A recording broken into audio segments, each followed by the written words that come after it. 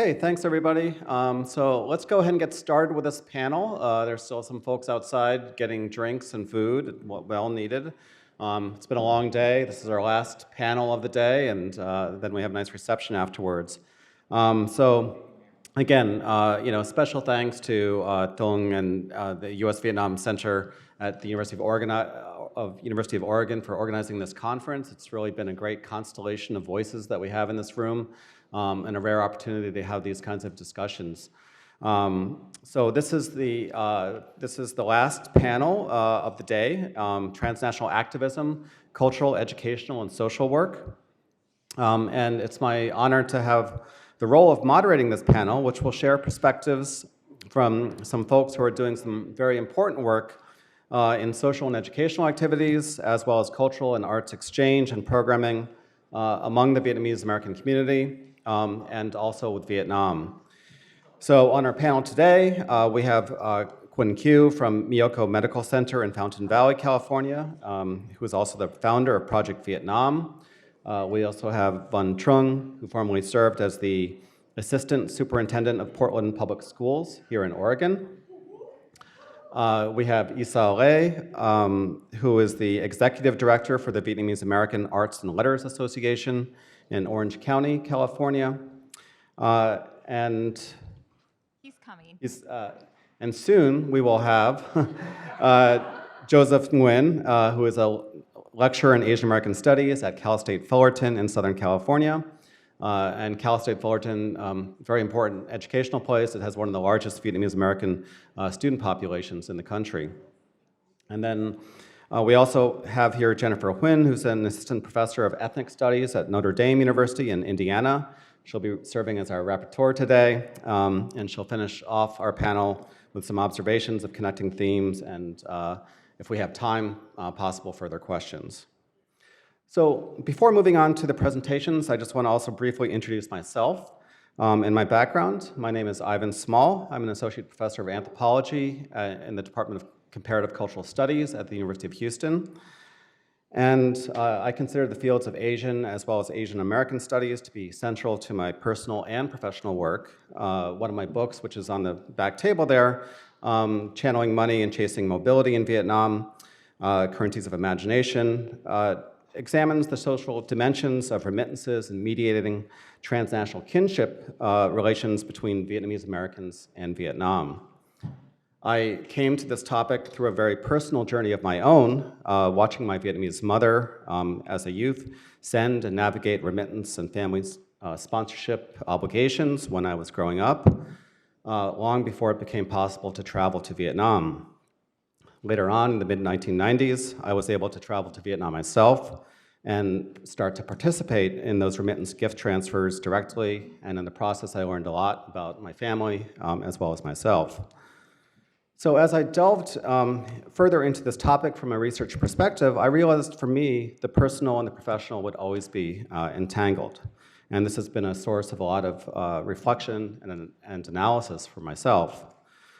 My journey has connected me with the work of many of the folks on this panel and their organizations, including as a volunteer with the Vietnamese American NGO Network, which Quinn's work is connected to, as well as the Viet Film Fest, which is one of the major annual events that Isa helps to organize with Vala. So again, it's an honor to be here with you today. I'm looking forward to our presentations and discussion. So each of you has about 10 minutes. So if we could start by, we'll go in turn. Please share with us, first of all, your personal motivation to do this work, and then a brief description of the work that your organization is addressing, and then finally, what are some of the challenges and concerns in addressing this work. After the presentation, we'll have a kind of a key question that we'll address collectively as a panel, and then move to Q&A with all of you. Okay, so let's start with Dr. Quinn. I'm going to stand up just because we've been sitting along too much. So it's my way to get my exercise today. So talking to all of you today, I've met quite a few young people, and I would have to say that some of them were not born when I started to do legislative advocacy. all right? And what does that consist? I came here with the first wave in 1975, and I graduated from the last class of the School of Saigon, the School of Medicine, in 1975. So I took off and came to the States, and then I was very fortunate in order to find a residency at the University of California, Irvine. Little did I know that this will be the place which will become a hub for the Vietnamese overseas and for the Vietnamese American in general. But being that, I would like to paraphrase to tell all of you and to sort of put a perspective on what other previous speakers were alluding to. I work every day with an oppressed population. The children come, do they have a choice? They are brought in by parents who sometimes, because they intended to do well, but they didn't do the right thing for the child. I deal with that every day, multiple times a day. So this is a population that sort of I'm familiar with. And along the years, because of the context where I work, I have the benefit of having a clarity of purpose. And combined with that, when I was 4-year-old, I decided as a stubborn little girl that I wanted to be a pediatrician. I've never deviated. And I'm lucky enough so I was able to fulfill my dream. But the dream was, the reason why I wanted to be a pediatrician was to help the children of Vietnam. Not the children in the United States, but specifically in Vietnam where the needs are great. So I arrived here, and as I was doing residency, that was the first wave of the refugee who came. A lot of the patients that I met with were very educated. The parents were pharmacists, scientists, engineers, even doctors, and nurses. But yet the Indochina Refugee Assistance Act of 1975 gave them 6 months of assistance, and then they had to be out. They had to be working, unless they had health problems or something like that. Is that right? It's not right. And it's also of you who know me, I'm very passionate. If I think it's not right, I will do something about it. So there were a number of mutual assistance organizations within Orange County, and we said, how do we change that? How do we allow those people to go back to their career, which ultimately will benefit the host country, which is our new home, the United States, a lot better than having them being some kind of custodians or low-level jobs, or even very small people to have them becoming security guards of some minimum wages. So it wasn't going to happen unless you change the rules. But in order to change the rules, you have to get it down to the state. So guess what? We all put on a nice professional outfit and went to find the Congress people, right? And we did the legislative advocacy and tell them, I personally deal with these type of people and so on and so forth, so let's do something about it. So later on through the process of bringing the funding to the states, and then from the state, we had to lobby the state so it will come to the county. So in Orange County, when that became the truth, then I was on the first panel which had the task of doing refugee funding allocation committee. So then we were able to sway people to say, as long as they were getting and working towards getting the degree in the United States, they will continue to have assistance for the families. And so that was the first thing that I did. So I was still only a resident, haven't even completed my training at the University of California. But I felt really good about it. I say, okay, this is what we do. We can raise our voice, we can be emotional about it, and we can get people to understand the perspective of those families that we speak for. So I was in practice. Then I don't know whether you recommend, but you remember, but sometime in 1985, there was in California, a big arrest of a whole bunch of physicians on Bosa because of Medicaid fraud. So as a result of that, there was a horrible aspersion on our community as taking advantage of the system, etc.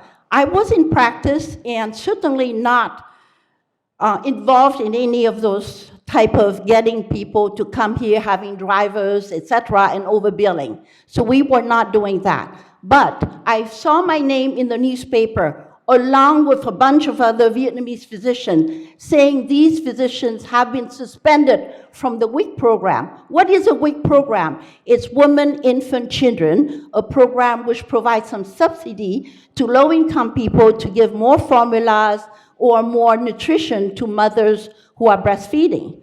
The providers, the doctors don't get any benefit from there, but then if we see somebody who needs it, we will refer them so that they get the vouchers. So I knew that wasn't right. I knew that wasn't true. I knew that some bureaucrat in the office in Sacramento decided, well, that means that all the Vietnamese physicians must be crooks. So here, there's a whole bunch of these Vietnamese names. Let's just suspend them. So, but that wasn't right. So because I was already working with my own professional society, the California Medical Association, and I've always felt very strongly about the rules are not right, and if they're not right, you do something to change it. You have to be part of a bigger organization which has a big voice in order to be channeling your input upstream. And I've been very welcome in the Mainstream Medicine Association. You know, they're constantly looking for people who have something to say and can articulate it. And then every year I go to Sacramento, maybe 3-4 times a year, and provide testimony in front of a committee for the California Medical Association or the American Academy of Pediatrics, because they need somebody in the trench who can say, this is what happened in my practice, and these are so many kids who do need the vaccine but are not effectively getting it, the barriers to healthcare. And that usually works. There hasn't been any bill that I talked on behalf of which did not pass. So then, emboldened by that, so when I saw that, I brought the concern, I wrote my state senator, and lo and behold, he was in my office the next day. He says, Quinn, let's do something about it. Just a phone call to the director of the Office of Maternal and Child Health, corrected this, and there was another, but smaller, at a lesser page, publication in the Orange County Register saying all these doctors have been reinstated, and it's only in quote, clerical error. Oh, ha. Okay, so do you think that everything is well in the country that we live, the United States? No, it isn't. We spend one of the countries to spend the most on healthcare. And look at those mortalities that we had in COVID. We were swimming in a sea of profuse amount of vaccine, but some of my patients would not take it. And then they oppressed the children, they took the decision that their children would not get it either. So that's a scandalous thing. There are things that in here they are allowed to do. Versus in Vietnam, people were lining up to get the vaccine. They were begging to get it. But then when they found out, what are you putting into me? And I get those stories directly from the horse mouth. They say, oh, this is a Chinese vaccine. I don't want it. No. So Sở Y tế published in the Ministry of Health said, thou shalt not choose. If you get whatever, you have to accept it. No, there was a big protest in the newspaper, social media, etc. 2 days later, they said, it's your choice. You can take, if you don't want it, you don't have to. And you're saying they don't listen to people? They do. They don't want to be unpopular, right? But you get it in a different way. So you have to be pragmatic about it. So, but then the problem with with the belief of the medical fraud, it spread, and then there were 115 applicants who are doctors who went through the system, and some of them were in residency already, so they had proven that their training was equivalent to the American training that we receive here. And then the Board of Quality Assurance, which is a medical board now in California, suspended them, say, you cannot, your degree is no good because you don't have the papers to prove that you graduated from the school. Those were the dark days when Vietnam was not in cooperation in any way. Do you think they will provide the paperwork to those people? Certainly not, especially they voted with their feet and traveled to the United States in search of freedom, right? So no way. So there were people who were stuck. So I said, okay, I'll work with the Board of Quality Assurance, and then I would say, what do you need? So I will bring them all the documentation they need to prove that these are legitimate people, and the training continue with the same professor at the School of Medicine, because the North had no means to replace the teachers, and the quality stayed the same. So we went on like this, and I kept all my representatives, among them my senator, with whom I had excellent contact, so about what was happening. Every 3 months we would go and I would testify, I would give all the documents and everything the board wanted. Did they accept it? Oh, no, that was never sufficient, right? So then there were other complaints as well, so my senator said, we'll do a hearing, and if they don't want to, we'll put a bill through. This is what we ended up doing. With the assistance of the lawyers from the Center for Administrative Law, we put in a bill. Every Wednesday, I would close my practice, take the flight to Sacramento in the morning, early in the morning, go through all the offices. This is usually things that a lobbyist would do. And a lobbyist usually will cost about $20,000 per bill, right? I was a lobbyist and didn't cost anybody anything. And the flight came out of my pocket. And it was successful. We used all the tricks that we needed to, including having petitions signed, so assigning to Vietnamese people in the different districts the task of writing to their representatives, say, please vote for the bill SB 1358. But the most important thing was that because I was already active with the Medical Association, the California Medical Association, I requested their support, and they gave it to me. Because they knew me, and they knew these doctors, you cannot take care of a Vietnamese person because you don't understand the culture, you don't understand how they perceive diseases to be, and it would be difficult for you to persuade them to follow the treatment. So it worked, and we got our bill, all right? So this is the Senate Bill 1358, and guess what? As expected, if California does it, so goes the nation. So other states, other colleagues, or graduates from medical school had the same problem. They say, in California, they passed a bill. Everybody was accepted there. Then it's resolved. So then, for all the advocacy and the work I did, I got a lot of awards. One of them is Pride of the Profession Award, which is the highest honor given by the American Medical Association. So that's about advocacy and how I feel about it. But you can assume that being that I have that very clear purpose that we will help the children of Vietnam. That's what I wanted to do, right? So when, in 1996, when the diplomatic relationships were established between Vietnam and the United States, I was ready. I went to Vietnam first you have to take advantage of that umbrella. I was working with the American Academy of Pediatrics, being on national committees and things like that. And the committees that I was on, guess what? It's a state legislative program, meaning committee, which we decide what we will support at the state levels and the strategy of the American Academy of Pediatrics legislation. So that's my passion. So I went under the umbrella because I was heading the local Orange County chapter. And I saw a lot of these. So besides doing the surgeries for kids who had oral facial problems like cleft lip palate, and besides doing the primary care, I saw the needs. So see, this is the National Hospital of Pediatrics in Hanoi. And the parents, there is no equipment. When a child is born premature, the lungs don't work. So you need a sophisticated respirator, which they didn't have. So they put an ambu bag, the one that you use to resuscitate people, which is very primitive.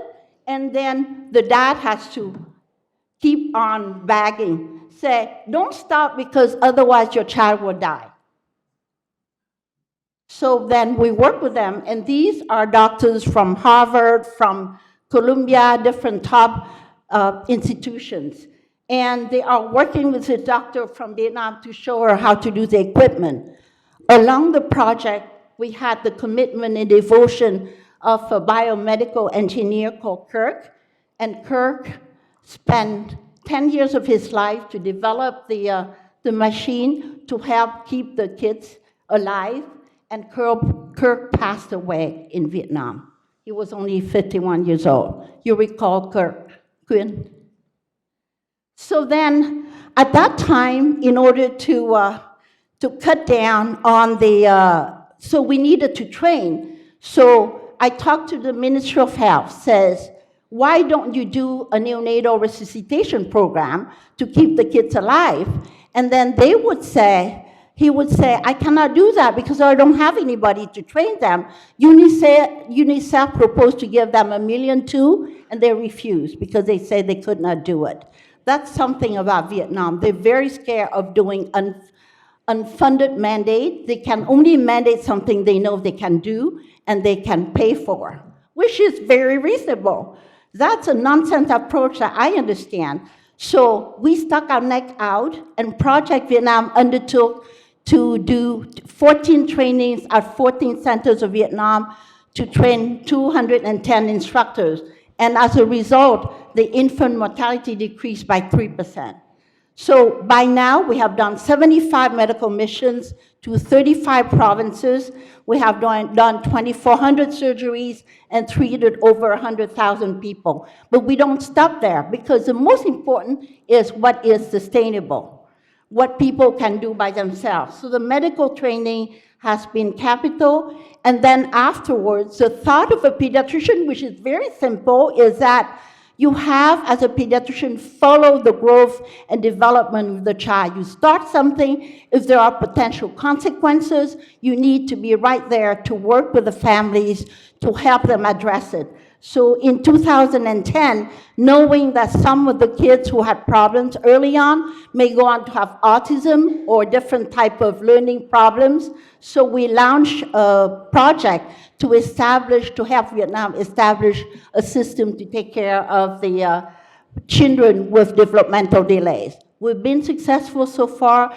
The diagnostic tests have been accepted, and the intervention also has started already. But then we went back.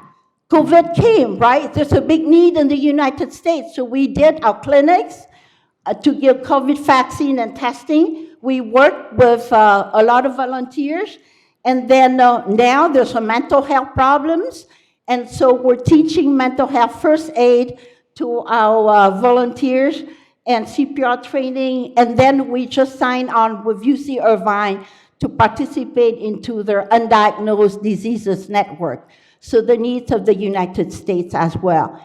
And so talking about those that we really want to help, who are the teens, the bright, young Vietnamese American teens.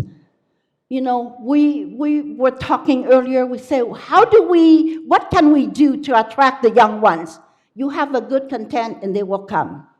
We have 5 high schools in Orange County, which has asked us to establish Project Vietnam high school clubs, which has a membership of over 400 people, 400 kids. And so then, I don't know whether that answers some of the questions, but my pragmatic approach is this. So, you know you will disagree. The parents come in and the kid is not getting enough to eat or getting too much to eat. Do I agree with them? No. They will give me their reason, and you know how difficult it is to convince somebody who doesn't believe in the shot, for example. You cannot. So what you do is that you talk about the common shared goals that Guistina mentioned about, which is the benefit of the child. And then you say, this is what science says.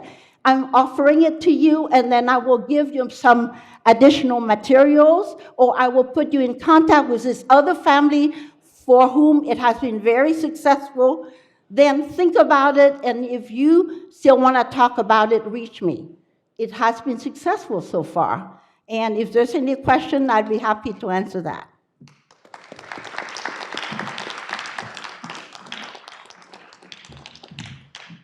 Okay, thank you, Dr. Q. So next we have Dr. Von Trong.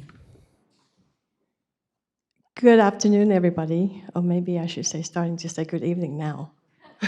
But thank you so much for being here. I know it has been a wonderful, informative, and discussions and multiple perspectives, and I really appreciate that. I have done a lot of learning today, so thank you. And thank you, Anh Tường, Professor Tường, for put together this conference to actually, for us to have a platform to share our perspectives. So, but we've been sitting for a little time, so I have a little bit of activity to share out. But first of all, I'd like to honor our elders in Vietnamese. Dạ, thưa kính chào các bác, các thầy, các cô đã có mặt ngày hôm nay và đã ở lại ngồi tới bây giờ cũng hơi lâu đó, nhưng mà thật sự cảm ơn quý vị đã có mặt ngày hôm nay và ở cho tới bây giờ để nghe chúng tôi và nghe các bạn của chúng tôi. Và chị Quân, em không biết làm sao mà để mà nói sao để mà sao chị nữa. I can't follow your steps. This is horrible. So here's the activity. Here's the activity.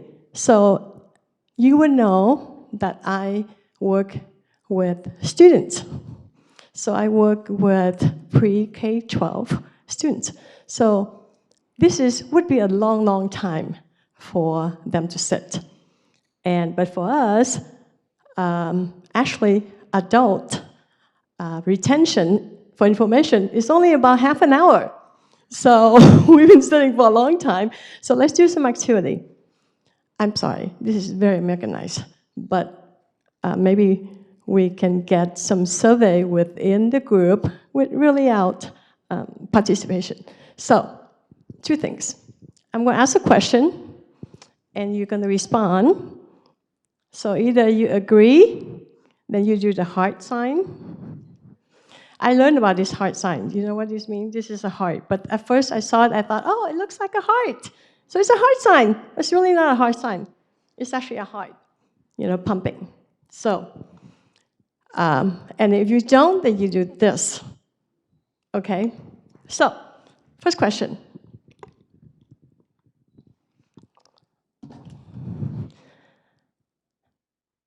Do you believe in education?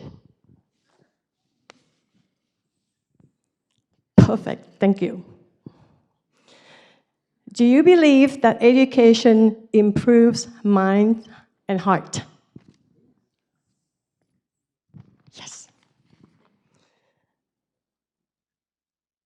Do you believe that education offers multiple perspectives along with opportunities? You are so awesome. I actually phrased this question so you can say no. This is how sometimes you do survey questions, right? So with that, I believe that we all here share the same goals. So we also share multiple perspectives within our same goals. So I just want to start with that because I have heard from today that our goals is really to improve the lives of of Vietnamese either in Vietnam or in the United States. So that is really our goals that we all share today. So is that true? Okay, thank you. Okay, now let's start this. I cannot tell anybody what to do because I even can't really control myself sometimes. So, first of all, I would like to really talk about, okay, it's not echoing, right? So, Vietnamese dual language program in Poland public schools. So I don't know, first of all, I think I need to share out my bio, mini bio a little bit. I came to the United States in 1975 with my parents. So at that time, we left, and then we came to camp and we came here. That would be my next slide. But with all the challenges that we have had, it's really built a character. So when I worked with Poland Public Schools, I was a teacher, I was a principal of middle school, and I was a principal of high school. And then I came in to work in teaching and learning, where we really train. So Poland Public School is a school district, the largest one in Oregon, and we have 100 schools. So we have 100 schools, and we have about 50,000 students.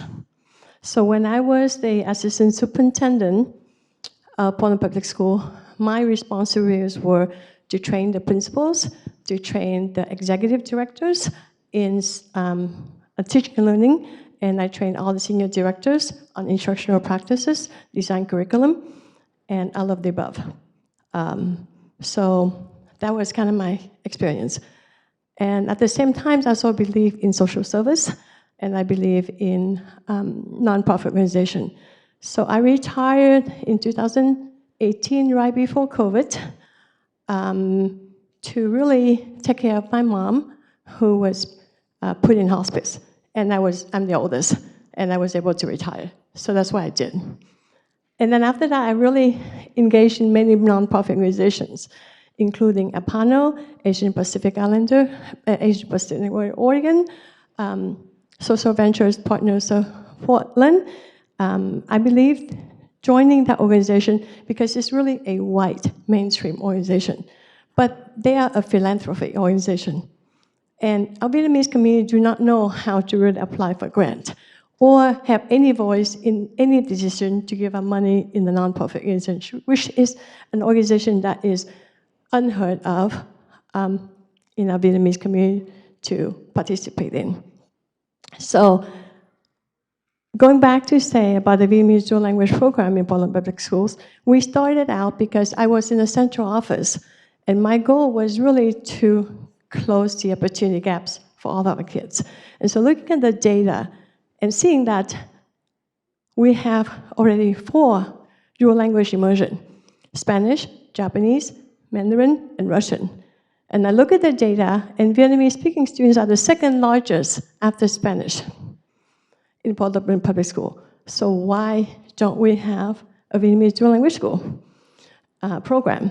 So I really went to meet with the community, and the president of Vietnamese Orient Network Associations here, Mr. Tao, and I want to thank them personally, because without their support at the very beginning to engage with us and to engage the communities, we wouldn't be able to start the program. Because you know that the power here in the United States is really the power of the people, right? And if you organize enough people to present and demand and showing the data and know how the system works, it's just like Dr. Guistina was saying that you know how to lay the groundwork, you would make it happen, and peacefully. That's how we do it. So we started, and now we are 9th graders. They're high school. They're high schoolers now. And the best thing about the dual language here is not bilingual school. I want to emphasize that. So dual language immersion is when you really learn 2 languages half a day. Half a day in English and half a day in Vietnamese. And really the best model for it is not just for Vietnamese students. You have to have half English-speaking students and half Vietnamese students. And so why the reason for me to start that program? Okay, so I will share with that on the next slide because it's very personal as well. Why did I start that program? My story is really not really to share, but I want to also just share it to see that, to show that we came in 1975, and Dr. Quinn said a lot of things that happened in 1975 for the first group, for our first group. There's not really as many support as it is now, but if my parents didn't go, if our family didn't go, we would be, my parents and my grandparents would be executed for sure, or be in American camp for sure. So we left, and I went to a French Catholic school, taught by nuns. So I turned out to be okay, I think. And then my father was a he was a Navy captain for Vietnam, and he became a veteran. And then he, after he got out of the military, he went to be the captain of my grandfather's ship, who really went internationally to Taiwan and to Japan and to different countries internationally. So we were very well off in Vietnam. That is not to say that anything, but to say that when we came to the United States and when we left everything as well. We also went to 3 different camps. And so that was a loss for my family, my parents, who really suffer a big loss, losing the country. My father ended up working as custodian in the mall shopping stores.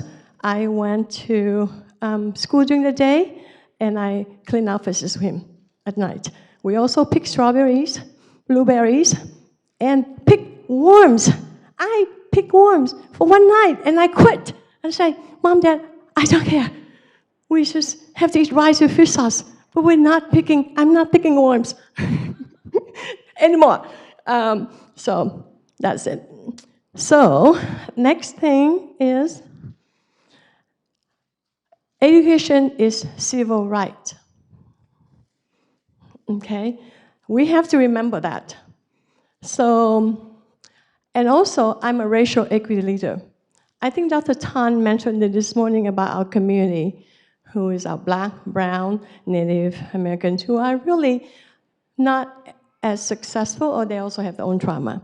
So for us to be able to move forward, we also understand their trauma and be banded together so we can have a more powerful voice. And that's how I was able to start the Vietnamese dual language school, because I used Portland Public School racial equity policy to do it. Without that racial equity policy, it would be very hard to showcase. And of course, critical consciousness. Why are we doing this? Are we doing this for the whole? And then we have to question ourselves. Critical consciousness is about ourselves. Why are we doing this? And what is it within our power to do the work? So therefore, I know that it is within my power, because education is my wheelhouse, then I can provide the opportunity for the students in a different way that my other peers are doing. So everybody else is doing different projects. Education was within my reach, and it was my heart. And also, Vietnamese language is, and Vietnamese culture, when I started this, it's not just about for Vietnamese students, but it's also about for our mainstream, for American friends who know nothing about us except for the war.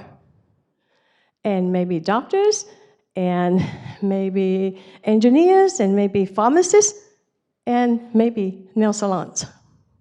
Okay, so I wanted to work with my friends to expand, introduce, and put Vietnam culture and language into the next level, go into the mainstream system. So that is how I did the work. Also, this is to uplift the community.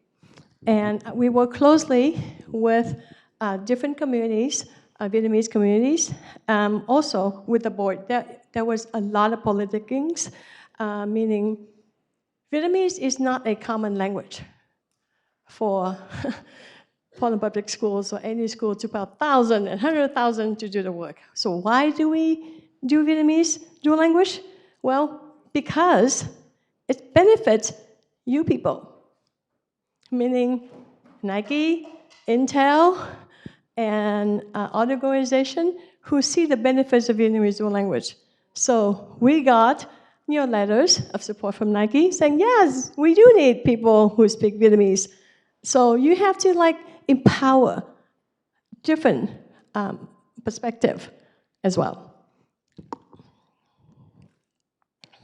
And also, to me, loss of native language, loss of identity, and lost culture. And that's really important to me. The sense of duality is an important one. We talk about that today a lot. And I'm going to shorten my presentation because I know that my peer Joseph is going to talk about dual language details of it. So I'm just going to talk about the big picture. So sense of duality, and we talk a lot about what is Vietnamese, what is it to be Vietnamese, and what is it to be Vietnamese American. And when we say, to me, I'm always Vietnamese first, like Jun Ho said, but I'm also American because I live in this society. I know where I come from, why I am here, but I'm also have to also adopt some of the American culture, because not that all culture are bad, or not all culture are perfect. So what is it that we learn? What is it that I learned in the United States? I learned equity work. I learned racial work. I learned gender identity work. I learned a lot of the equity work that I think sometimes Vietnamese culture miss or haven't moved forward to that yet, right? So I'm very proud to be Vietnamese first and American. And when we say, who are we as Vietnamese, we are missing out the whole generations that's coming up with dual identities. So are they Vietnamese Americans? Are they Vietnamese? Are they Americans? Or what? So in any of these discussions, we have to remember that we also have a generations here. Many of us here are. I have multiracial grandbabies, right? So therefore, what is it for them to be Vietnamese American, Vietnamese Mexican? We have to encourage them to understand who they are and not just be stuck with, I'm Vietnamese.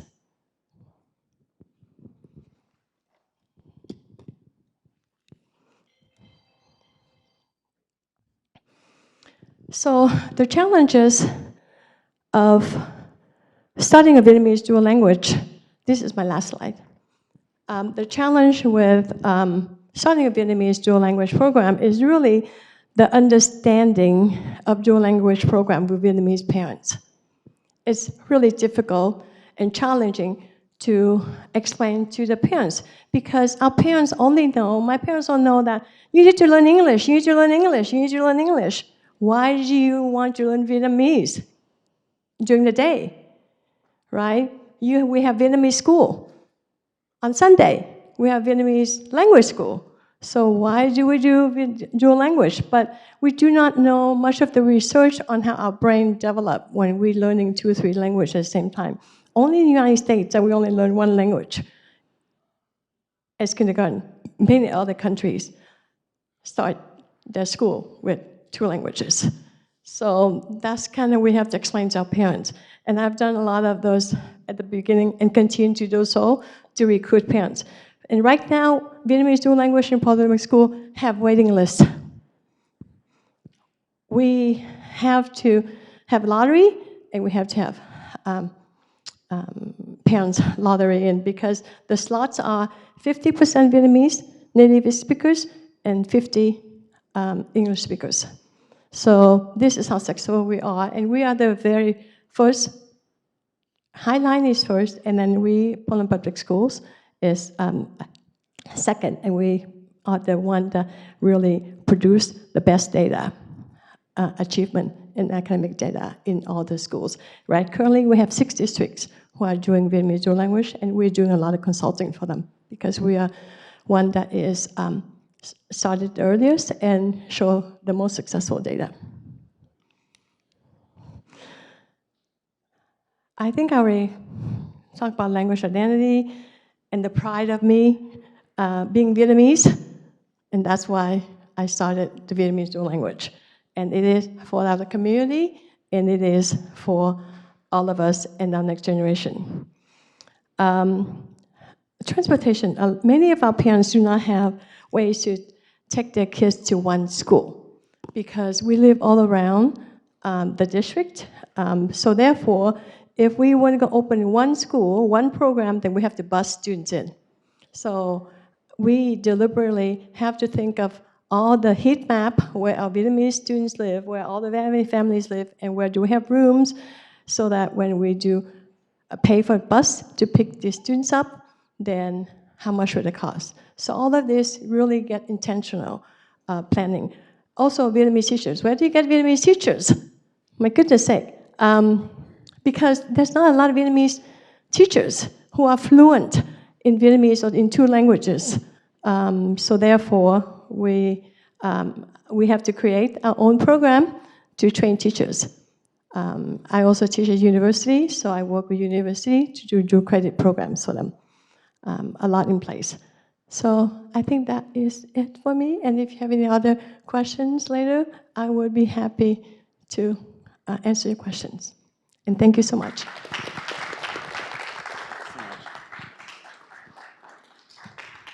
Well, thank you, Van. And next we have Isa Lei from the Vietnamese American Arts and Letters Association. Okay, good afternoon. First of all, I'd like to thank the organizers. Thank you, Anh Tường, for bringing me out here. Thank you for bringing a lot of people into this room to share different views, different perspectives, different experience. And I've been learning so much sitting here since this morning.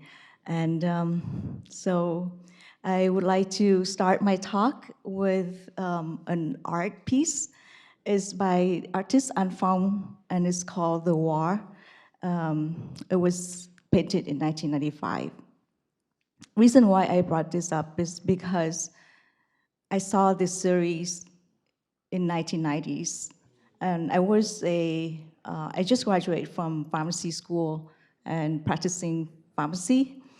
I saw the series, and I didn't know who An Phong was, but I was so impressed with the paintings, the series, and this is one of the in the series, and it's about the war, and I just like, wow, I just saw like hopelessness, destruction, everything, and at the same time, on the face of the child, there's like little writing on it.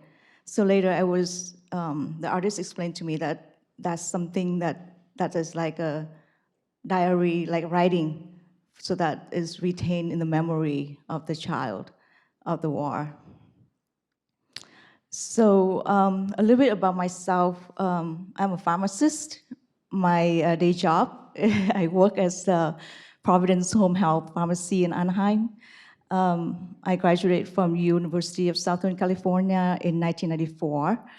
When I was 5, that was 1975, I was 5 years old. So I date myself too. I remember vaguely what happened, but I remember the bombing, and we had to go under the tables and everything. And I remember one morning I came down and I asked my mom, where's Dad? And then she said, oh, Dad will be gone for 2 weeks and he'll be back. Well, he won't be, he didn't, he came back 6 years later. So he was put in the camp, concentration camp. And, but luckily, our family left Vietnam in 1983. We went to France first because my grandfather used to work for the French government, and somehow we got out of the country. And then 2 years, we stayed in France for 2 years, and then in 1985, we were settled in Westminster, and my dad became the editor-in-chief for Người Việt Daily News, and he also co-founded VALA, which is the Vietnamese American Arts and Letters Association. And the Vietnamese name is Hội Văn học Nghệ thuật Việt Mỹ, VALA. And at that time, it was 1991 that he filed the paperwork to have the 501c3 status. And so the mission is to connect and enrich communities through Vietnamese art and culture. These are some of the old Vala's pictures, and you can see my dad is the gentleman on the left side. Yeah.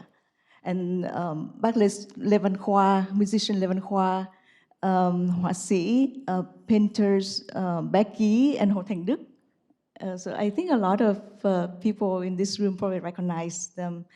And so I think that at that time, I just came to Vala's events once in a while, attending like concerts or book signings and just that. And then in 1999, my dad passed away because of cancer.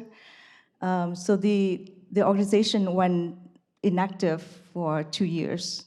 And I remember I told my mom that, oh, I would like to volunteer for a couple of years just to pay tribute to my dad. And so I came to the meeting that one of the staff members former board member wanted to revive VALA, so they called the former board members to come, and I came to the meeting, and then I joined VALA. And I thought 2 years, but then now I'm still the executive director for VALA. And I think that what drew me in is at first because of my dad, but then to take me so long of the journey, I had to attribute to the artists and to the people that I work with, their passion, their knowledge, their talent, that's really drawn me in to go this far. So VALA has, at that time, did a lot of exhibitions and book signings for writers like Nguyễn Mộng Giác, Nguyễn Xuân Hoàng, and a lot of painters like Becky, Hồ Thành Đức. An Phong was one of the board members at that time too, and later she came back, and this was an honor for me to work alongside with her for years as well. But anyway, so at that time I thought, oh, let's see, what about films? It was in 2002 that I thought of doing a cinematic event, and I thought of doing a cinema symposium at Du Soleil. And the picture that you saw with the panelists sitting there, it was at Du Soleil, and VALA did this event with a student-based group called VNLC, Vietnamese Language and Culture. And today we have a member there who is Dr. Hương Ninh, and Thúy Trần, who is also a VNLC member. So we did this panel discussion with the filmmakers, and you can probably see that Victor Vũ was there, Timothy Linh Bùi was there, Quốc Kiều Chinh, of course. So we talk about cinema, but at that time I didn't think of anything about like a film festival or anything, but it was very inspiring. So the VNLC members, the students, asked us, what's next? And then at that time, a friend of mine, Jim Lê, who later also joined VALA and be on the board as well, and Jim had this idea to do an exhibition called FOB. It's a multi-art show, and FOB, of course, is usually a not a negative term, fresh off the boat. But in this case, Chiem want to claim the identity. It could be, how about friends of Bao or friends of Bosa? It doesn't need to be fresh off the boat. So this is an important exhibition because it's ushered in 40 artists under 40 years old. And this is new to Vala at that time, or to the community at that time. So we see a group of artists who express themselves about their identity, about their thinking, about their, it's much more, it's involved in identity. And so after the exhibition, which lasts for 2 weeks, we came out with the Vietnamese International Film Festival. And at that time, it's a long name, but later we shortened it to Viet Film Fest in 2013. So the first Vietnamese International Film Festival was done at UC Irvine.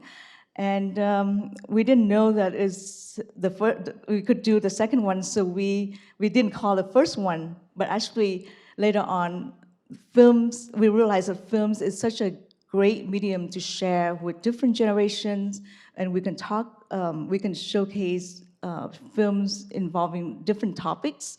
And a lot of people in this room are involved with VIF, like Ivan Thuy Podang is one of our board members and also co-director of the Film Fest for a few years. And also we show films about Congressman Cao Quang Anh, and we also show films about the village called Versailles. And we also show films, Mr. Hua's Requiem, and a lot of us cried when we saw the documentary on Mr. Hua. And so we continue to do many more art events, and some of them are pretty controversial. For example, the FOP 2 exhibition, that if you know about it, is we got protested by the community, and we got shut down by the city because we didn't have the right zoning for the public room. But the same year, we also came out with the Viet Film Fest 2009, featuring films from Australia, from Vietnam, from the US, from France, from Germany. So it was also a very busy year, as I remember, because we also published the book by our critic Huỳnh Hữu Ủy, Nghệ thuật tạo hình Việt Nam hiện đại, which is a contemporary visual art of Vietnam. And it's about the artists from the South Vietnam. And it's important because a lot of that work got destroyed or lost after 1975. So this book is to honor those artists. And so we continue to do more art, and we want to focus on 4 core programs, which is Viet Film Fest, and later we have Viet Book Fest. Recently, we have Viet Book Fest, and then we have a youth program called, could be a filmmaking workshop, or it could be anything like a mixed media arts. And Illuminated Recipes is one of the programs that we did with the youth, where we asked the youth, the young participants, to go home and talk to their family about recipes that the grandparents or their parents want to do. And so they come out with the recipes, but what we want to do is we want to have the stories behind the recipes. So they would remember, oh yeah, I came home and my mom would make bánh xèo, or I came home and my grandma would make pork rich after school. And so they talk to their grandparents and parents to get the story out of from the recipes. So we published this book, and it's a project, a fun project that I think that it could get the second generation be interested in the culture and the family tradition. So the last slide I would like to show is we just wrapped up Viet Film Fest 2 weeks ago. At first, Viet Film Fest is just every other year. Up until 2013, it became annual.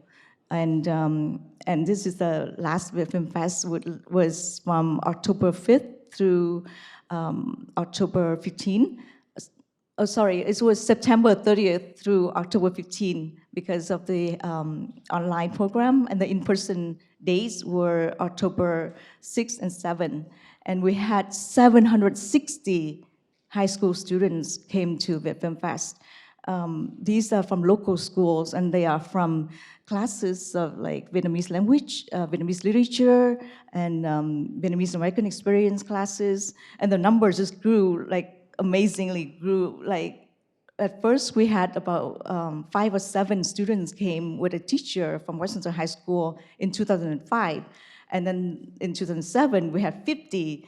And then last year we had over 500, and this year we have 760. We didn't even have enough room for the students. That means there is a demand, there is a need for the students to learn about the Vietnamese experience through films. And then they watch the films and they get to talk to the directors. They get to eat popcorn and watch the films with their friends.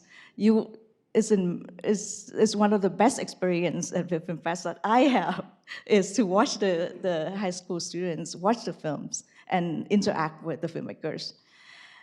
So we want to, when we first created the Film Fest, we didn't know that it could become so transnational. And I mean from the diaspora to Vietnam and to here. And it's so hard to keep and to create and maintain such a platform for 20 years. We just celebrated our 20th anniversary last Feb. And the first picture showed the filmmakers from Ireland and from France. They came, we didn't have the budget to fly them over. They came by themselves and on their pocket, with their own budget. And also the second picture, it has Thuy was doing the Q&A for a group of filmmakers from Vietnam. And it was a film, it's like a musical film called Good Morning, Good Night. And they were thrilled to be at the Film Fest presenting the film and talk to the audience as well. And so the Film Fest was at the Frida Cinema, which is the only nonprofit theater in Santa Ana. And we were very lucky to also have the support from the city for the Film Fest. So to conclude, I can't say enough about the importance of arts. I think that arts can bring people together. We can share different points of view by looking at the art, by looking at the films. From that, we can talk about different issues. And of course, if the artists can use art to express their creativity, to express their ideas, thinking. And so it's so important to maintain the artistic platform. And so my question we had to take a year off in 2017 because we wanted to build a stronger infrastructure. At that point, the board of Barlow and myself, we felt so tired, and we wanted to find ways to sustain the organization. So how can we do this with paid staff to have a long run?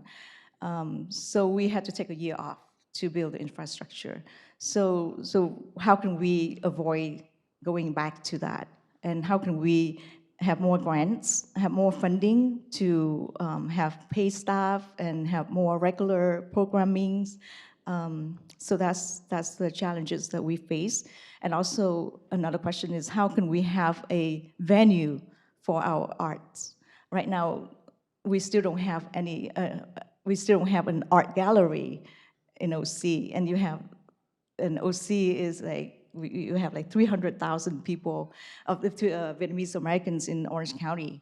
So yet we still don't have an art gallery. So those are the challenges. Thank you. Well, thank you so much, Isa.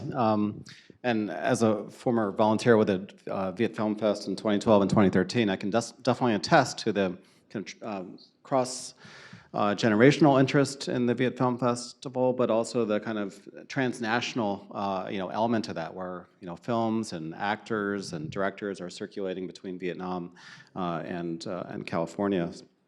And that brings us to our next speaker, Professor Joseph Nguyen, who will be talking about how to kind of transmit the ideas about heritage and Vietnamese American and Asian American identity to the next generation in K through 12 as well as college educations. Dr. Nguyen, Professor Nguyen is a lecturer at Cal State Fullerton, and I'll be talking about some of his work.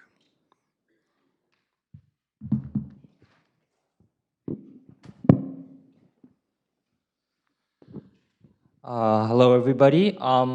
Before I begin, I just want to say that I am standing on the shoulders of giants. All of you are so eloquent and have decades upon decades of experience to talk about your work in the community.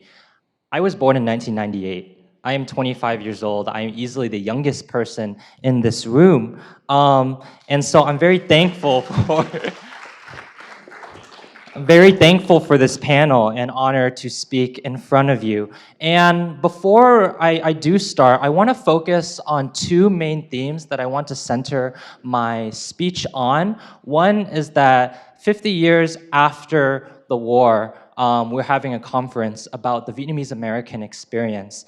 And I'm very thankful for this panel because essentially before this, 90% of the conversation about what the Vietnamese American experience means is still about Vietnam. And this is my first theme. And from 1975 to 2023, 50 years of growth of the Vietnamese American community, how it is different from Vietnam, how it has evolved, how identities have changed. Most people don't know, when you ask people my age, what do they think about when they think about the Vietnamese community? They think about Paris by Night. They think about Asia Entertainment. They think about Seven Leaves in Orange County. It's a boba shop. They don't really think about the war because for people like me, my mom came here when she was 12, 1975. She was one of the last people to get a seat at the airport going into Saigon. My father was a boat person. He left in 1976, spent 2 years in the Philippines, and both of them came to America young. My mom was lucky. She was able to become educated. She was in Louisiana first, then moved to Orange County, became an engineer at UC Irvine, and then got a job making airplanes at Boeing. So I come from also a very privileged background. Some say second generation. I call myself 2.5 generation because my parents speak English better than Vietnamese. And the second theme I also want to focus on before I start my talk is how we as a Vietnamese American community move from the peripheries as minorities, as immigrants or refugees who never felt belong to America, to the center, to the institution. And one thing that I noticed from many of these talks is everything that we are doing comes from the private sector, comes from the will of older generations to preserve our communities and to advocate for our communities. But at the same time, we are just starting to talk about how we enter the system. How does the Vietnamese American experience enter our public education system? How does it enter our politics? And how do we become a mainstream, full-fledged American talking about many of these issues in Vietnamese American experience, the community. And so I'm just going to talk a little bit about my perspective as a young person, born in 1998, who, although I'm a lecturer at Cal State Fullerton, growing up, I knew essentially nothing about Vietnam, very little about Vietnamese language and culture. I come from a traditional Catholic family of 8 people, and if you ask my little brother, he can barely speak a word of Vietnamese. And so many people are very surprised that I can speak Vietnamese, and a lot of that was in part by my parents and grandparents, but at the same time through a lot of privilege that I've had in going to university. So talking about my background, born and raised in Little Saigon in Orange County, California. And so in Little Saigon, most of the people around you are Vietnamese American. The La Quinta High School is a high school that is 80% Vietnamese American. And growing up there, everyone around you is Vietnamese American, and you don't really take being Vietnamese American for granted. But the interesting part was that all of us knew nothing about Vietnam. No one really cared anything about Vietnam. When people talk about the war, we say, okay, this is, oh, your dad talked to you about communists again, and but at the same time, I never really thought of myself as a Vietnamese American. I thought of myself as an Asian. This is a very interesting thing, and most of the people around me in an 80% Vietnamese American population did not think too much about their identity because there was no system in place to tell them that. And so you go to Vietnamese school on the weekends, 1 hour a day, and you hate it because that's your Sunday taken away from you, or your Saturday. And your parents tell you these stories, but then you go into your US history classroom and you are told South Vietnam was an authoritarian, it was a corrupt nation, and Vietnamese Americans are products of being losers of the war. This is what most people are taught. And so you get, Vietnamese Americans are almost invisible in the public education system. And so no amount of private community organizing can really stand up to the system of 8 hours a day in the American education system being taught the same education as someone in the middle of Alabama, for example. And because of that, despite having the entire Little Saigon at finger of my tips, Paris by Night was just Trung Tâm Thúy Nga is just 5-minute drive from my house. Nobody knows anything about the community. We just said it's the community of the older generation, not the younger generation. And in addition to the language barrier, even if they want to, they don't have any opportunities to access or get involved in the community because of that. And so as I'll start first about dual immersion programs, then going on to Vietnamese American studies, because I really want you all to think about the shift between being on the peripheries, being a minority, to being the center. And talking, before I do that, as I talk about Vietnamese dual immersion programs, as Cô Văn has already said, the history of Vietnamese language and culture and preserving that started right from 1975, as many parents decided to make sure to develop các trung tâm Việt ngữ, right? Vietnamese language and cultural programs to preserve the language. But it wasn't actually like that. Before that, there were Vietnamese dual immersion programs in which immigrants who just came to America did not understand the curriculum in Vietnamese, so there were some bilingual programs to speak 50% Vietnamese and 50% in English. Then Proposition 227 passed, which essentially banned bilingual education in California, meant that in your schools, you have to be taught 100% English. And what that meant is that for many people, for teaching Vietnamese, these children were not taught in Vietnamese anymore. And so going up until today, all the way until 2016, even if you were a second-generation person like me and you wanted to join a dual immersion program, you were not allowed to, by law, to learn, let's say, math in Vietnamese. And because of Proposition 58, California has a proposition system where you're able to vote on your laws. The Prop 227 was repealed and allowed for bilingual education for the first time in the US. What that means is that for 40 years in at least California, parents could not teach Vietnamese through a language and culture through the public education system. And so they were forced to go to the peripheries and create these Việt ngữ schools, which was only 1 hour with unpaid parents and unpaid volunteers to try to teach their children something that requires 8 hours, 10 hours, 12 hours every single day in Vietnam.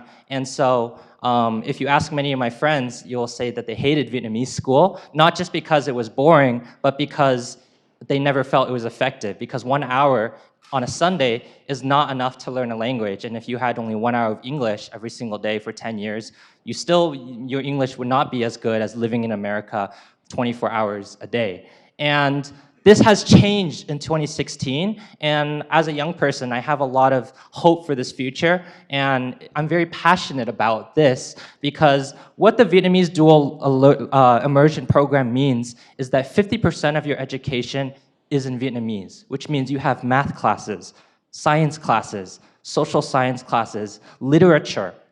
From the moment you enter kindergarten, whether you speak Vietnamese or you don't speak Vietnamese, your parents cannot speak Vietnamese, maybe you don't speak Vietnamese, you enter and you will be taught in Vietnamese, you will learn math in Vietnamese, you will learn biology in Vietnamese.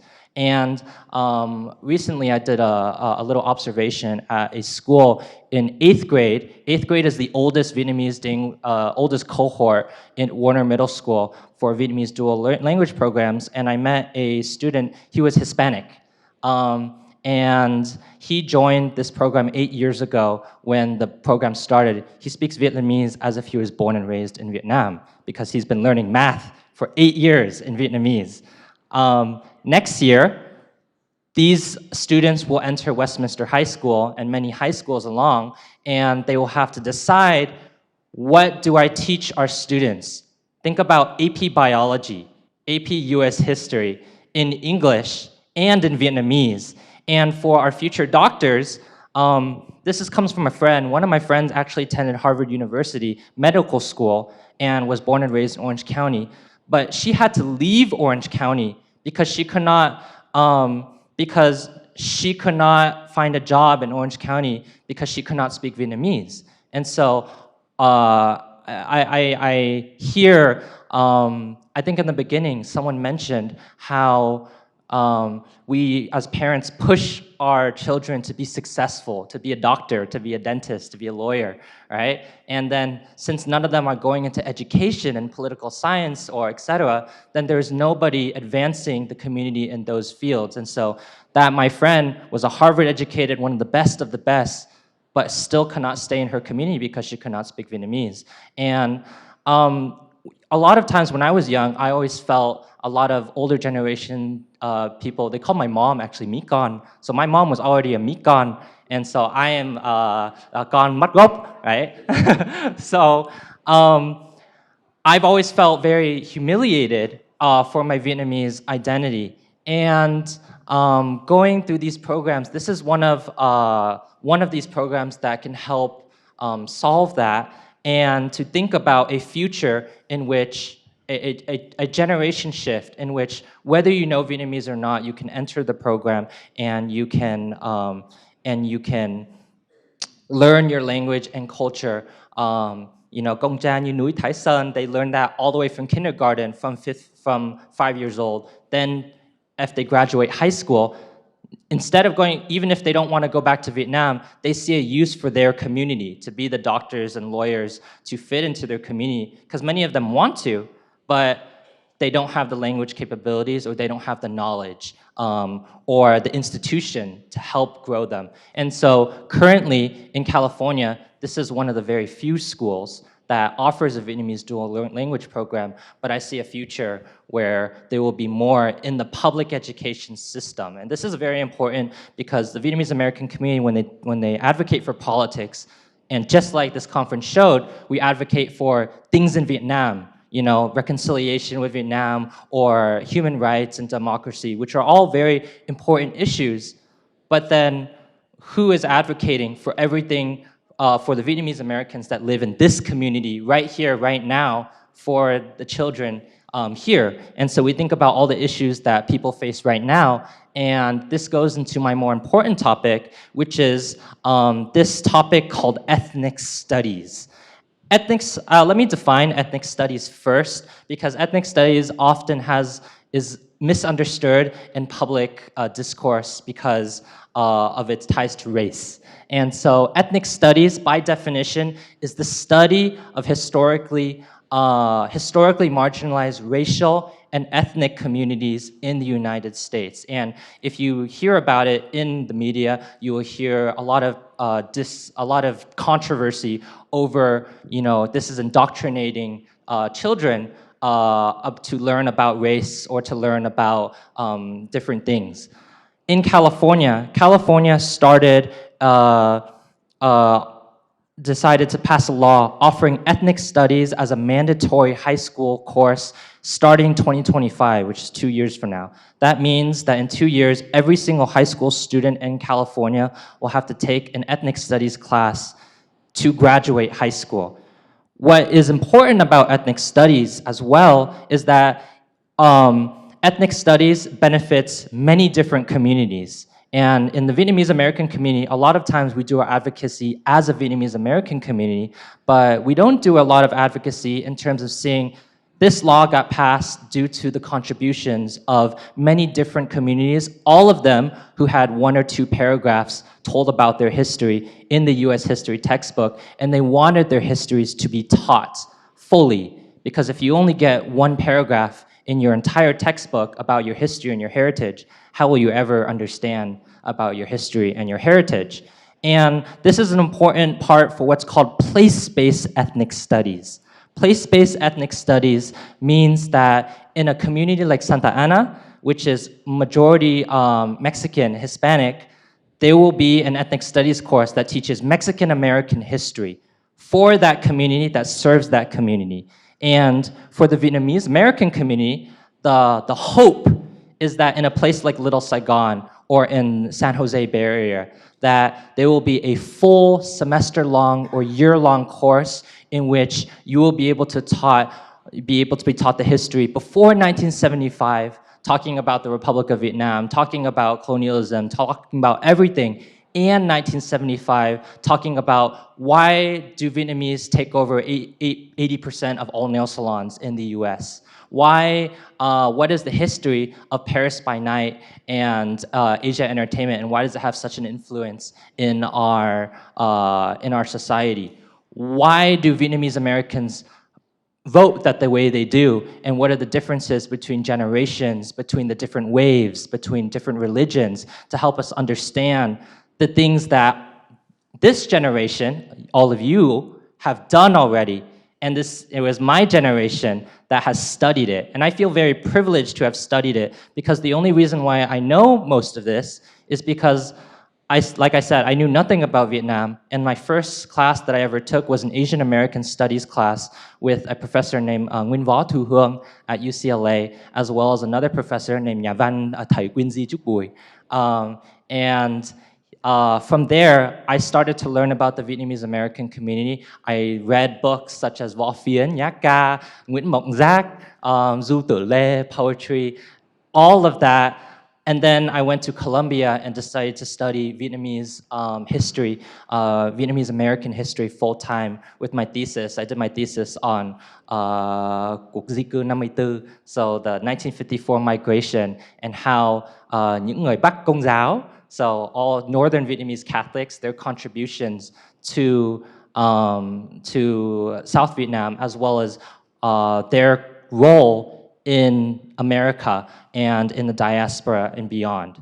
And so this ethnic studies course has been made, and in addition to that, we have another law in California, which is called AB 1039. It was passed by Janet Nguyen, as well as with the collaboration of many other Vietnamese community organizations who advocated for this, which gave $3.5 million to the Orange County Department of Education to create what's called a model curriculum, which is a curriculum, even if someone wanted to teach about the Vietnamese American experience, they'd have to rely on old books from 1980s that are not up to date, that don't talk about the Vietnamese American experience.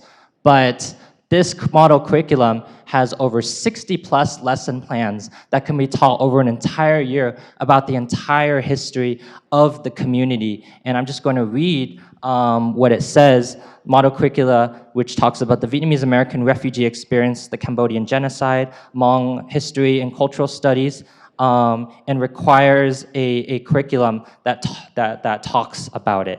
This is a very big hope for the community, and I had the pleasure of working and writing curriculum. I know many people in the audience have also helped write this curriculum, where we have created all of these different lessons. And if you look at these lessons, it's very diverse, right? you have chapter 1, and it talks about just what is Vietnam, how do we frame Vietnam. Chapter 2, it talks about the whole history of the Republic of Vietnam, the 1954 migration, Đệ nhất Cộng hòa, Đệ nhị Cộng hòa, right? First Republic, Second Republic, even âm nhạc, so nhạc vàng, bolero, Trịnh Công Sơn, Phạm Duy, Vũ Thanh, all of those people are taught in how do we counter the narratives and give a perspective of Vietnamese people who live in Vietnam during that time from 1954 to 1975. We have Unit 3 with all of these different lesson topics, which talks about the with the refugee experience itself. Like we said, the first wave of Fall of Saigon. And then we have life in the re-education camps. So, Lille classification system, new economic zones, everything. Going on to the HO program, going on to refugee laws, who gets to come to the US, who doesn't get to come into the US, and what laws allow or prevent that. And even an oral history project where students are told to interview their parents and their grandparents to learn about their histories in the ways that I learned about myself. It was only until 20 years old that I knew that I was of Northern descent. So my grandparents are from the North. They came to the South in 1954, and I had thought my whole life that my accent was Southern because no one ever told me otherwise, and nobody really talks about that. And so it was only, and I learned about that through interviewing with my parents. So very interesting. The first time I went to Vietnam ever was just to explore was when I was 21. And then lastly, we have Unit 4, which I think is the most important because it talks about all of these different issues that is happening to our community right now that many people do not really talk about. Music in the Vietnamese American community, mental health in the Vietnamese American community, education, what is the state, different religions. We have a Cao Dai temple in Orange County. We also have many prominent Catholic churches, temples, Thiếu Nhi Thánh Thể, Gia đình Phật tử. We also talking about Vietnamese student associations, and even, we talk about deportation of Vietnamese refugees that's happening right now. We talk about Vietnamese American partisan identification. What is anti-communism, nationalism? What is the political movements for human rights and democracy that older generations of Vietnamese Americans have done and are doing? We talk about all of that, and so it's a very diverse mix that represents many different parts of the Vietnamese American identity, and I think it's very amazing. And so now that we have this curriculum with over 900 plus pages. There's 900 plus pages of source documents. We have to think about how do we implement it in our school systems, and that comes from political advocacy, and that also comes from work that we need to do to make our community accessible to younger generations. And so one of the projects that I'm working on right now is to use AI to translate major Vietnamese American works, such as everything from Paris by Night doesn't have subtitles, to subtitle it, to put English subtitles onto it. Everything from Người Việt News, SBTN would also be in English, accessible for students to read. All these, a treasure trove, 50 years of Vietnamese films, literature, poetry, written in Vietnamese, but even Vietnamese people find it hard to understand, to translate it into English so that we can incorporate it into this lesson plan. And you can teach, let's say, the poetry of Du Tử Lê or the music of Lê Văn Khoa in the public education system, where language is not a barrier. And I think with these two things together, there is a lot of hope for the community and a lot of things to look forward to. So I just want to end that here.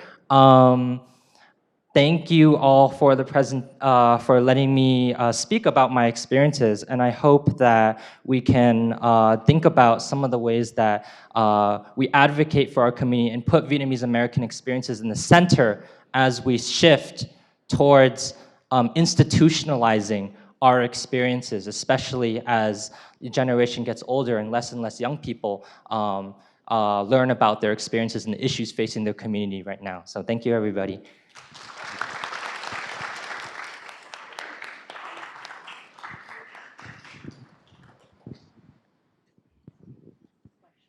Okay, thank you, everybody. Wow, really rich presentations there. We've covered, a lot of different topics, from medical aid to dual language education to the arts and ethnic studies and history. And we've thought about this as they affect our communities. We've thought about this transnationally, but also the kind of personal and logistical challenges to doing this kind of work. So when we originally had our discussion about this panel, we were going to turn to some questions about what are kind of the successes and challenges that we've experienced, and what are the kind of generational aspects. And I think each of the presenters has kind of addressed this in some way already in their presentations. We're a bit over time, so we've been granted a 10-minute extension. So I'd like to turn it now to the audience for questions for our panelists. Yes. Over here. The back first. Queen, okay. I saw her first. Alex. Hi. First of all, I just want to congratulate Joseph. You were just awesome, amazing. I don't know how you get all that poise, wisdom, and at the age of 25, and knowledge, right? So the question has to do with cultural identity. I talked to people, young people, and some of them said, "Chị Quyên, by the time I'm now a lawyer, and I don't feel like I identify with Vietnamese American. I identify as Asian Americans." And many of their friends echo that. So what did we do wrong? Because if they don't associate with Vietnamese American, how are they going to feel Vietnamese American? So secondly, and how are they going to pass it down to their children so that we can still, we are here as a group. Secondly, the parents are telling me, I don't need Vietnamese. I need my children to become Vietnamese American. Isn't, being an American enough of an identity? So my questions to the panel, especially Chị Vân and Joseph, is that, A, why is it important for students to have strong cultural identity? What happens if they don't have it? Number two, what have you seen among the parents' reactions when you talk about cultural identity to them? I think I can go first and talk about, the question was asked earlier in this conference, did the parents fail, right? Did the grandparents fail me when I grew up? And if I did not go to UCLA and took a Vietnamese American class, I would know nothing. And so did my parents fail me? I think that one of the things we talk about in terms of preserving language and culture is that we make it our responsibility and our community's responsibility alone to make sure that our children know about their identity. And I don't think that it's the parents' fault, and I don't think it's the grandparents' fault. What's more important is how is our experience fitting into the institution, into our education, into our politics, into public holidays. In California, we just passed a law making that a holiday that students can go home and workers can go home for and celebrate a holiday for. These are kind of ways that they become integrated into the system. And so I would say it's only natural that, if all of you get about your identity is from one person, maybe for 1 or 2 hours, you have so much responsibility on the parents' shoulders to teach them language, to teach them culture, and to teach them the entire Vietnamese history about who we are, where we came from, and where we're going when we go forward. It's such a big responsibility. And this is one of the reasons why I'm so passionate about public education, because public education is the sphere that allows us to not think about passing off our legacy just based off our own individual strength and our will, but to let the state to let the government allocate millions of dollars to hire teachers, to put this into our curriculum so that teachers around us, including people who are not Vietnamese, can pass down their identity. And so I don't think that parents failed at all. I think that if you are an individual and you're raised in a society where everything else is contrary to what you are teaching to your child, then it's only natural that that children like me will grow up and they will see themselves as Asian, or they will not think about their identity as much. And so I think part of that is a community shift and a cultural shift as we go towards a type of education where we come outside of the Vietnamese American community and institutionalize it in many different sectors, in health, in education, in politics, etc. Music as well. Vân. I would like to add to it that at least they got the first part right, Asian, right? So that's at least to not identify something else. But as to, as we know now, as to the psychology development of people and the children, and our children, is not, the best way to reach them is by multiple light touches. It's not, they're not going to sit there to listen to your whole thing, but it has to be multiple in different way. You do multi-sensorial type of teaching, right? The same thing that you would do for a child who has special needs. So that's why, for example, I try to, or especially my husband, we try to offer in our homes houses from Vietnam which are dating from the 18th century. Did you know, those of you who are here from Orange County, did you know that it does exist? And it is right in my backyard, and you only need to call me so that we can schedule for you to visit. We're landscaping it, we're putting multiple housing in there, and Chung Mon Thai can speak to that so that they can have an experience. They need not to be given a long lectures. You know how nowadays people don't go to museum a whole lot, but they need to be able to sit there and soak in the atmosphere, and then if you gently suggest to them that this is what was happening to their ancestors a long time ago, they get it. So, so it's, again, we have to assume the responsibility for building the opportunity for that kind of experience for them. Among all of us and all those talents that I've heard, it shouldn't be too difficult if everybody keeps on doing what they do.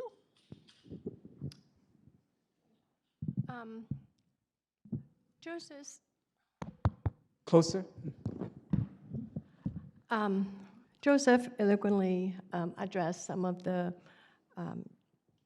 issues or understanding with the younger generation. But I also think that working with youth for many generations, working with educators, the bilingual education is really critical issues. And there's many research now that to show that once the students know their identity, that's how they become stronger and they can learn much better. And also the same thing with the Vietnamese students who identify themselves as Asians. I have asked that question for the students, like, why do you identify more Asians than to be Vietnamese?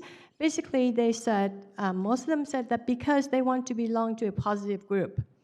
And Asians, as seen as with the Asian model minority myth, they belong to a much more positive image than the Vietnam War, or when they talk to their parents or the community, it's all about how we fight, and so therefore they want to get them into a positive, like in the school, because it's very difficult for them to be in school and not being able to speak English fluently like other students. Joseph was born here, there are many students that are born here who can speak English fluently. But for refugees or for immigrants, or even for myself, who speak English with an accent, sometimes being foreseen as not intelligent enough to train teachers, English-speaking teachers. So therefore, there's a lot of those things that we as adults also have to go through. And these kids, of course, when they can pass to be Asian, that's better for them. If their identity is not strong and solid, because we need to teach them the 4,000 years of history, how are we strong, how is our integrity, and how do we can be successful.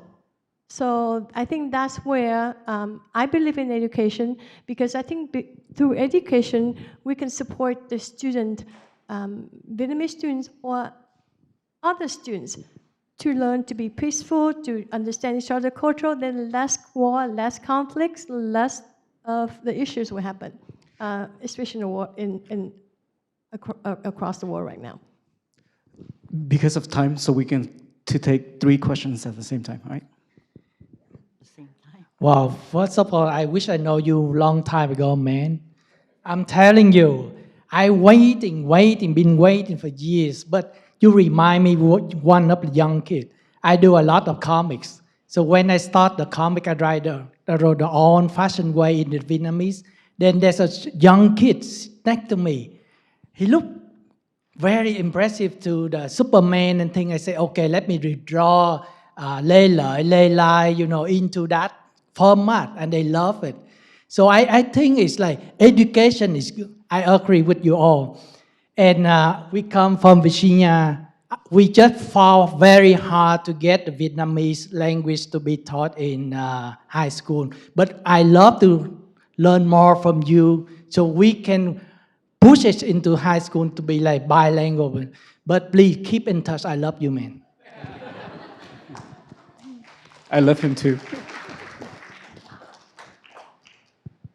I'm very happy. I was a journalist, so when I come here, my children went to school, and they were taught a horrible thing about South Vietnam and the Vietnam War. So I went to the school and fighting with teacher, and Linda sit right there. She worked with me about over 10 years ago to do oral history.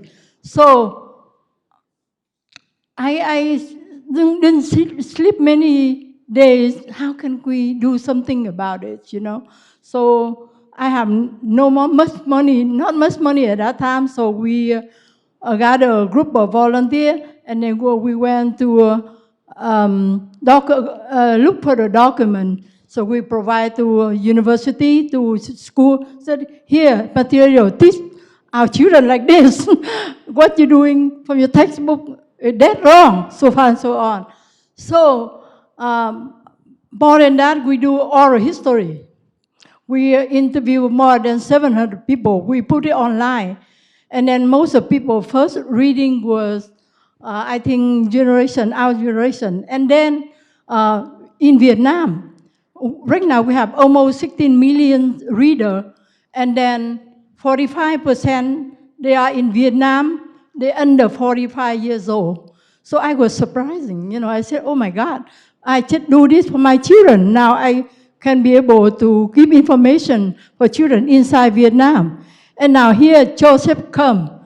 First of all, he emailed to me, he want to buy the movie Vietnam America. So I said, okay, I send you one. I didn't have a hint what he was using for. And then later on, he contact me and said, Nancy, we can translate and then we can subtitle all of your oral history. I said, you have to kidding me, because anh Võ Thành Nhân here, one time we worked with him, and then we asked for Vietnamese cow, right? And then people were very exciting, and they tried to translate so they can subtitle, and you know what? They come up with us, and my God, one of the oral history I spent about 20 hours, and not even done yet. So when Joseph called me and talked about it, I didn't believe him first. I said, how can you do that? He said, I use AI and I do some software. He do some coding and he be able to translate. And then, first he transcribed to Vietnamese. And then from Vietnamese, they translate to English and they subtitle. I asked him, how long does it take you to do that? He said less than 2 hours.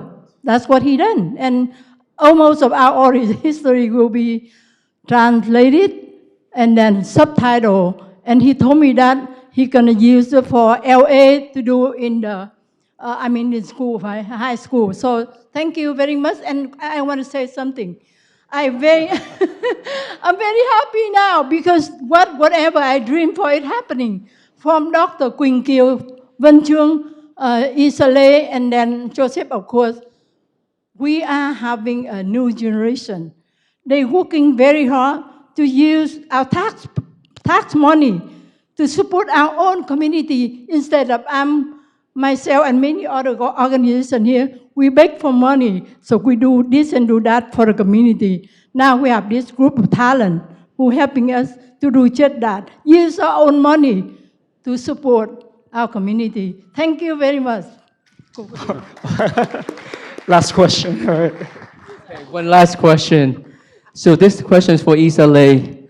You had mentioned that arts bring people together, and you have done a successful job within the community. What I'm interested in learning from you is how can you use art to enhance the reconciliation process? Wow, this is a hot topic that we had last panel and then we carried to this panel. Reconciliation, Hòa hợp hòa giải. To me, Hòa hợp hòa giải only came if the winning side, bên thắng cuộc, give the hand out to me. Because right now, if we cannot show Journey from the Fall, or we cannot have the translation of the sympathizer in Vietnam, then it's still far away from Hòa hợp hòa giải. But for sure, I think art, in a slow process, could bring people together and could explore the complexities of the subjects. And it could push for, I don't want to say democracy yet, but it could push more for freedom of expression, for example. And I see that a lot of, for example, filmmakers are making the waves in Vietnam compared to 2 decades ago. For example, films was always regarded as a propaganda tool in Vietnam, right? So they have the cinema department to control over the content and to fund the projects. But then 2 decades ago, they started to allow private sectors to make films. And then there's a wave of Vietnamese American directors went back home to search for stories, and they had films, they had done films. Some of the films got banned, but then they continue to do films. And now I can see that Vietnam has different rating system to allow different genres to come out. For example, we're gonna have probably like more horror films, like films with more problems of the society, and more. I think the Korean cinema also helped push the cinema in Vietnam as well. So I think that slowly we can. I think art on some levels could bring people together. Could bring.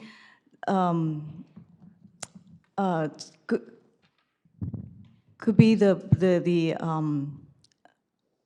I don't know how to say this, but we can explore the layers of the issues with art. Yeah. I think Joseph wanted to have a last comment, and then we're going to turn it over to Jennifer to summarize. Yes, so I just have 2 comments to make. One about the AI project, because I didn't elaborate on that too much, but for those of you who know the necessity of preserving our oral histories, I came across this as a graduate student, and I was trying to watch all of these oral histories from the UCI Southeast Asian Archives, and Dr. Thuy Vo Dang was the director at the time, and so watching all these videos, and I was like, there's so many good videos, and there's so many videos that don't have subtitles, and my Vietnamese, you know, it's just hard to not be able to control F it. and find it on a PDF. And so I was thinking of a way to transcribe. And if anyone who transcribes a 1-hour video knows, it takes about 20 hours to transcribe it by hand into Vietnamese. It takes another 20 hours to translate it using your mind to English. And then it takes another 20 hours to subtitle it onto something called YouTube. So that's like essentially a week, 2 weeks worth of full-time work just to get one video. And Nancy Bui, Vietnamese American Heritage Foundation, has over 500 videos, right? Anh Châu Thuy from the Vietnamese Heritage Museum has over, I think, 60, 70 oral histories of people. And I wanted to put that into the education system, but if students don't understand what they're saying, then they can't get anything out of it. And so at the same time, if you look at Vietnamese, the VAHF site by Nancy Bui right now, all of the subtitles are in Vietnamese, and hopefully in the next few months it'll be all in English as well. But I can't do this myself, and so this is a little shout out. If anyone speaks Vietnamese and English and wants to help with the project, then you can please contact me and help with translations, because AI is about 90% accurate, and the 10% accurate is trying to edit many of these translations. And then the second thing I just wanted to talk about very briefly is Vietnamese American education is not just it's not just a preserving of identity issue. And so last year, I was in Vietnam for a year under the US, as part of the US Embassy. And I was teaching in Vietnam, actually. So as a representative from the US Embassy through the Fulbright program. And I talked with high schoolers, many of them whose parents were communist officials or et cetera. And I decided to be a bit daring, and I taught about the Vietnamese boat experience in my class to a high school group in Vietnam. These were gifted high school students, so many of them were very rich and influential. And a lot of them were very receptive to it, because when focusing on the human condition and when I say that my parents went through a boat and then my aunt drowned under sea while my father was in the boat for a month, these are stories that connect with students who also are just trying to think about how to connect with different people. And so I know Fulbright University Vietnam is a university that is trying to, it was established in 2016 under the leadership, under President Barack Obama, that was meant to be a fully independent university in terms of academic freedom. How it is a different story, but many of them have started in Vietnam for the first time. They've started teaching the sympathizer. They've started teaching T-Buoys, the best we can do, for the first time. And so when I think about, let's say, education in Vietnam and even reconciliation, I think education is also the place to start, because if you tell them stories rather than talk about politics, then you start to have people, I meet students from Vietnam who their parents were, re-educated, but then they were not allowed to talk about it. And then they went to Fulbright University, and then they learned about their identity for the first time, being able to talk openly. That's also a way, in terms of from the side of Vietnam and with the collaboration with US institutions, to promote academic freedom in colleges. And this goes for the US too, because I teach at Cal State Fullerton. It is right next to Little Saigon, and we only offer a Vietnamese American class once every 5 years. In UC Irvine, I think there's 1 or 2 classes. UCLA, there's only 2 classes, and it's often dependent on if there's a professor there or not, which means that even then, if you are a student, if I went to Cal State Fullerton right next to Little Saigon instead of UCLA, I would not know anything about my community. And so I think at the college level, there's also a need to expand Vietnamese American studies, and also support the development for scholars. I know there's a lot of scholars here, so this is like boosting your ego a little bit, but yes, supporting scholars and supporting teachers who can teach this at universities. Sorry. Well, thank you so much to all of our panelists. I want to turn it over now to Dr. Jennifer Huynh, who's going to summarize our panel, and thank you all for staying so late with us today. We're a bit over time, but we're bringing it home. Okay, thank you. I will go quickly and keep my comments brief. So throughout this, or today, we've been talking about how can we promote or create intergenerational healing? How can we bridge kind of the gap between the first and second generation if they don't know their identity or culture? And I find this panel is so uplifting because this is moving beyond an individual analysis. Instead, we're looking at how community organizations are instituting systematic change, right? So rather than placing the blame on the individual, we are looking at how these organizations are making changes in representation, in the arts, and they're creating social justice change to rectify inequities that exist in the United States. So I think that's such an important topic. I think another common theme was the theme of identity, right? So how do we enable second generation and later generations to learn about their histories that have been erased, ignored, or marginalized in mainstream academic discourse? Instead, studying Asian American studies, attending a film, this allows a focal point to understand, to remember, to create conversations between generations about representation and stories and storytelling. Also, rather than seeing kind of generations being conflictual, how can we have common ground? And I think that's so important because we're often kind of poised the first generation against the second generation. And I think today, all these organizations bring the generations together through like Dr. Quinn Q's Project Vietnam, different mission trips, through the arts. This is just like a way organizationally that we can create a revitalized Vietnamese American identity. I think the panel also showed the intersectionality of different identities within the Vietnamese community. Film shows us LGBTQ identities. They show us different identities of those who are deported, those who are undocumented, those who are without status, the diversity and socioeconomic statuses within our communities. So I think all these organizations are trying to make change, which is so important. And they're also playing this important bridge in creating memories and creating new memories and new understandings of what it means to be Vietnamese American for the next generation. And so I think going to some of the questions that the audience posed, I think one was going away from these individual arguments and looking at more structures of inequality and how we can change the systems to represent us, right, to make them easy for us to navigate. I also think this question of Asian versus Vietnamese identity shows that by centering Vietnamese American stories and voices, we can kind of combat internalized racism, right, and combat these different structures.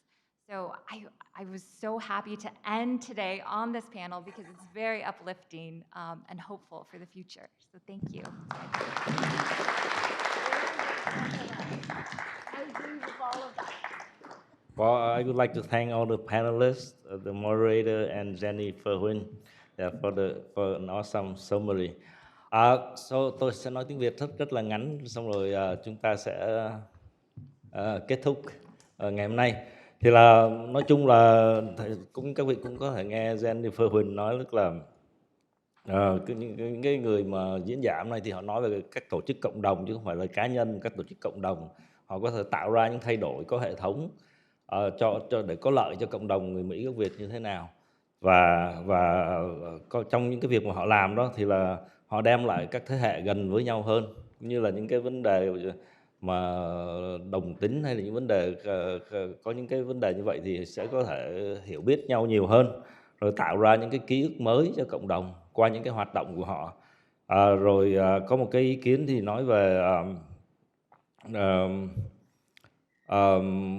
việc mà giáo dục con cái, đó như là ý kiến của Joseph, việc giáo dục của con cái thì không nên là để cho bố mẹ phải chịu trách nhiệm, tại vì nó rất là nặng nề, mà có thể tìm cách tổ chức lại cộng đồng để mà vận động, để nó đưa nó vào cái hệ thống trường học, thì như vậy thì bố mẹ sẽ giảm bớt được trách nhiệm, mà con cái chúng ta có thể trông cậy vào cái việc đó thì nó tốt đẹp hơn. Và còn về nghệ thuật đó thì nó sẽ giúp cho đóng góp vào cho cái thêm sự hiểu biết về vấn đề tự do biểu đạt, không là freedom of expression là tự do biểu đạt, là nó là một vấn đề cực kỳ phức tạp mà chính xã hội Mỹ này họ cũng không phải là lúc nào họ cũng đồng ý được với nhau. Và chúng ta thấy là trong cộng đồng mình có vấn đề đó là vấn đề đôi khi nó tạo ra cái sự căng thẳng, và cái vai trò của nghệ thuật thì nó giúp cho cái việc đó được tốt hơn, để mà chúng ta có thể hiểu nhau hơn. Với cái tóm tắt đó thì tôi xin tuyên bố là hôm nay tạm ngưng ở đây.